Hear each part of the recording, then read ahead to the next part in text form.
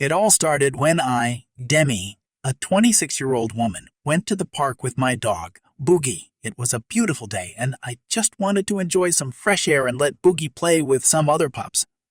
But little did I know, my day was about to take a wild turn.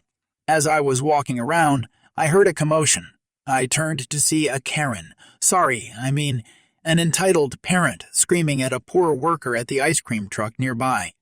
She was demanding that her son get a free ice cream cone because he deserves it. The worker was trying to explain that the policy was to only give free cones on a customer's birthday, but the entitled parent wouldn't listen. I rolled my eyes and walked closer to see if I could do anything to help. That's when I heard the entitled parent say, "If my son doesn't get his ice cream, I'll make sure this whole park knows how terrible your customer service is." I couldn't help but comment, "Wow, that's a bit extreme, don't you think?" The entitled parent turned to me and scowled, clearly not happy with my remark. "Mind your own business, missy. This is between me and the worker." I sighed, knowing that arguing with entitled parents never ends well. So I decided to walk away and continue my walk with Boogie. However, the entitled parent wasn't done with me yet. As I was walking away, I heard her say, "You should be ashamed of yourself for not helping me. You're not even a real woman if you can't stand up for what's right." I turned around and raised an eyebrow. "Excuse me, what does being a real woman have to do with anything?" The entitled parent huffed and rolled her eyes. "Well, you clearly don't have a backbone, so I figured you were just some weak, pathetic excuse for a woman."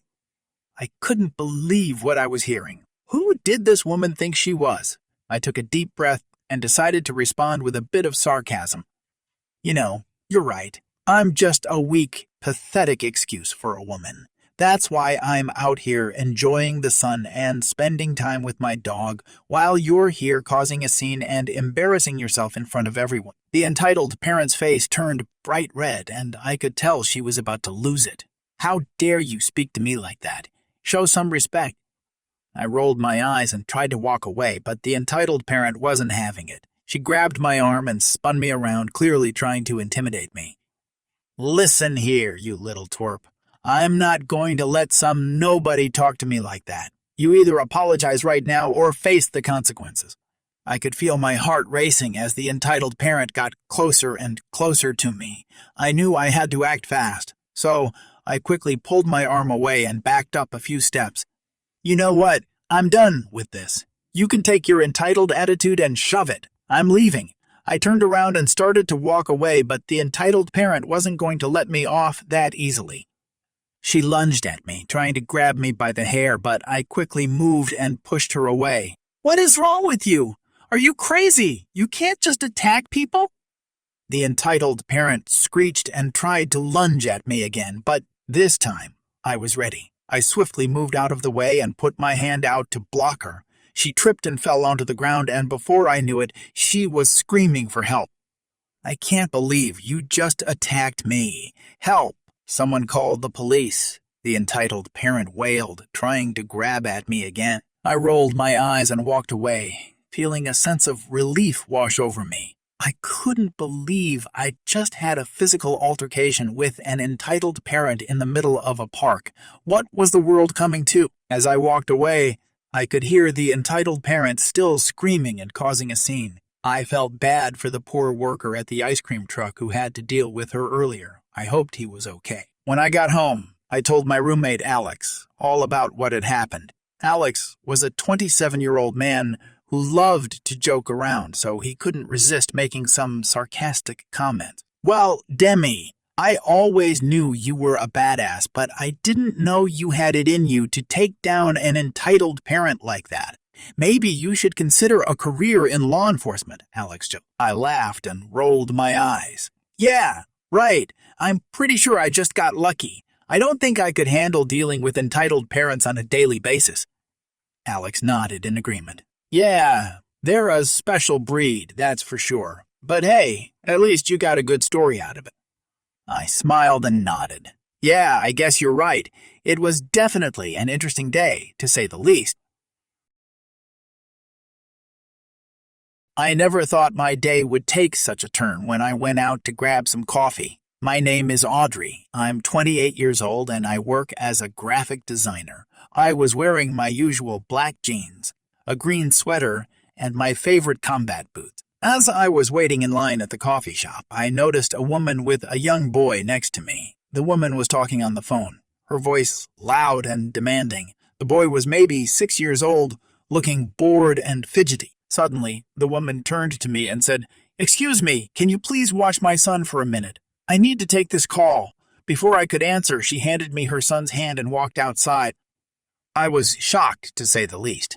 Who hands over their child to a complete stranger? But the little boy looked up at me with big, innocent eyes, and I couldn't just leave him there alone.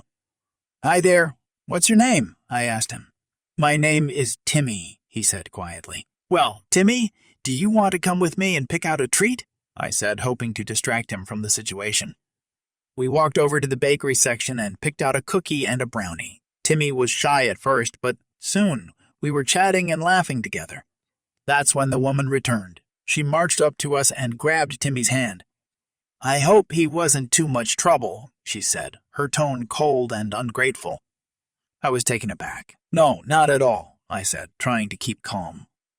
"I don't know why I even bothered asking you. You don't even look like you can take care of yourself," she spat at me, eyeing my outfit up and down.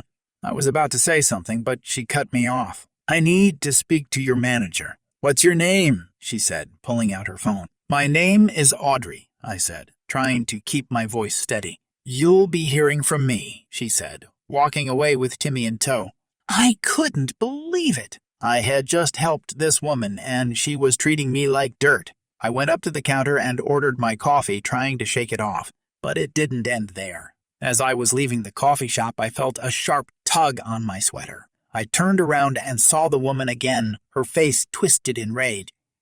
You think you can just take my son and get away with it? I'll have you fired for this," she shouted.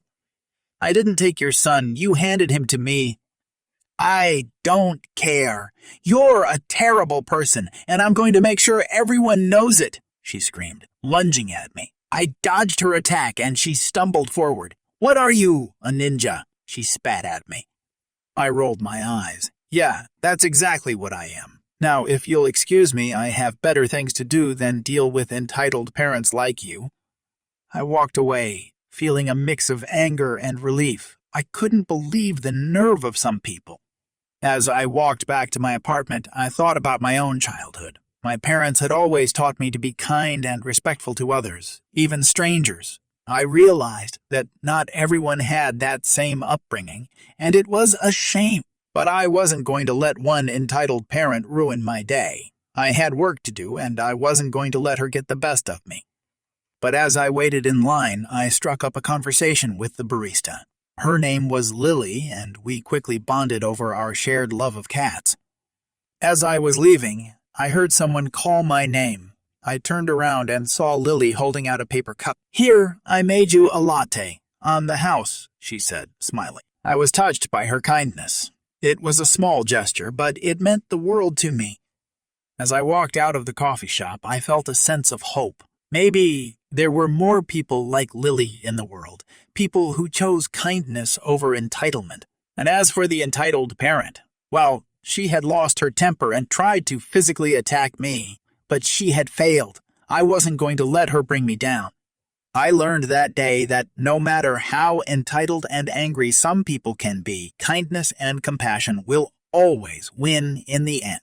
Plus, who knows? Maybe one day I'll run into Timmy again and we can enjoy some treats together. As for the entitled parent, well, let's just say I'll be avoiding her at all costs. I'm not one to usually indulge in drama, but sometimes life hands you a story too good to pass up. And that's exactly what happened when I had my very own entitled mother encounter at the mall. Let me start at the beginning. My name is Emma. I'm 24 years old and I work as a freelance writer.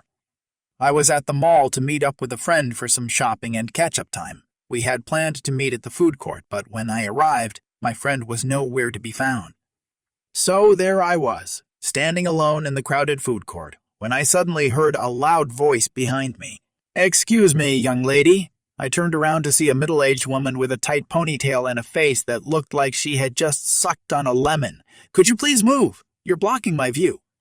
I looked around confused, but there was nothing to block her view of. "I'm sorry, what do you mean?" I asked. "The line," she said, pointing to the long line for the ice cream stand. "You're standing right in front of it, and I can't see what flavors they have." "Oh, I'm sorry about that," I said, stepping to the side. "I didn't realize I was blocking your view." The woman huffed and turned back to the ice cream stand. I rolled my eyes and turned to look for my friend again when I heard a loud thud. I turned back around to see the woman had knocked over her own purse and was now frantically trying to pick up her scattered belongings.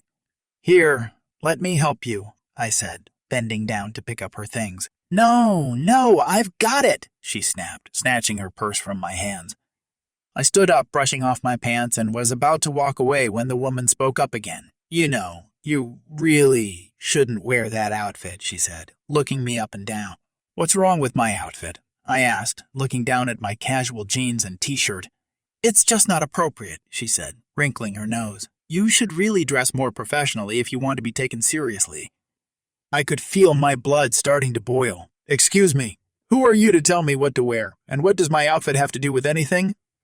The woman just shrugged. "I'm just saying, if you want people to take you seriously in the working world, you need to dress the part." "I am a writer, not a model," I said through gritted teeth. "I dress for comfort and practicality, not to impress anyone." The woman just rolled her eyes and turned back to the ice cream stand, leaving me fuming. I couldn't believe the audacity of this woman. Who did she think she was, trying to tell me how to dress? It wasn't until later that I found out who she was. My friend had arrived and we were sitting at a nearby table when we overheard the woman on her phone bragging about her successful career in finance and how she was so important that people should listen to her every word. "Oh, you mean that entitled woman in the ponytail," my friend said when she saw my expression. "That's Karen. She's always like that. Thinks the world owes her something." As we were leaving the mall, we passed by Karen again, who was now berating a poor employee for not giving her a discount on something that was clearly marked full price. I couldn't take it anymore. I marched over to Karen, ready to give her a piece of my mind. "Excuse me, Karen," I said, putting on my best sarcastic smile. "I couldn't help but overhear your conversation with that poor employee. Are you really trying to bully someone into giving you a discount like you just bullied me for what I'm dressing?"